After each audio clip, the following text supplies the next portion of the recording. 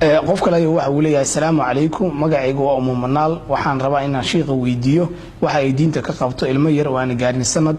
qaacadiisa iyo waxa uu soo celiyay najaasaba oo ma iska daahirinaya xilliga aan rabo inaan salaad tukado. alxamdulillah masalada qaacadu daadii la doonib hal la jiriya matagu waa masaa'ilkay culimadu isku qabteen fuqahaada mutaakhiriinta qaar baa inuu najaaso yahay ittifaaq iyo ijmaac soo guurinaya walaa yasix ijmaacna ma asaxayo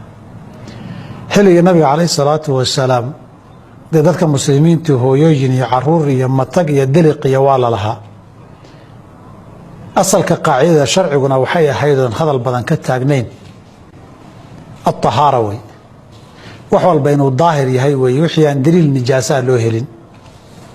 حلق النبي عليه الصلاة والسلام وضر تقانا المير ولا نوچين ايو امعانا ايو حبلا سين ايو دلق بدندي سيا منطق بدندي سوا تقان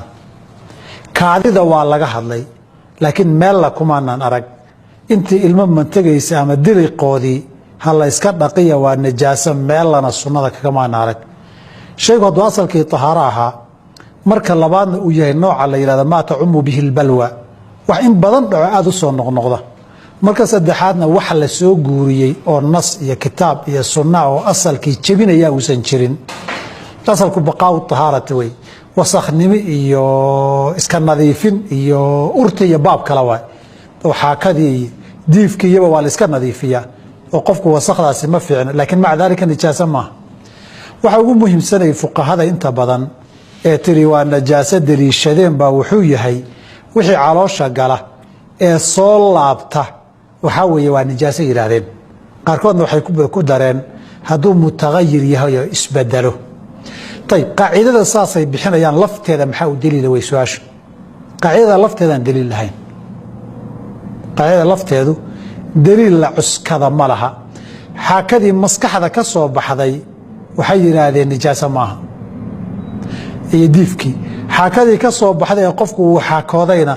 oo hoos ka soo baxdayna iyada waxay dhaheen nijaasa maaha saas darteed mutaridna maaha markasta iyada lafteeduna qaaciide daliil ictibaariyo loo cuskada inta aniga garanayo maaha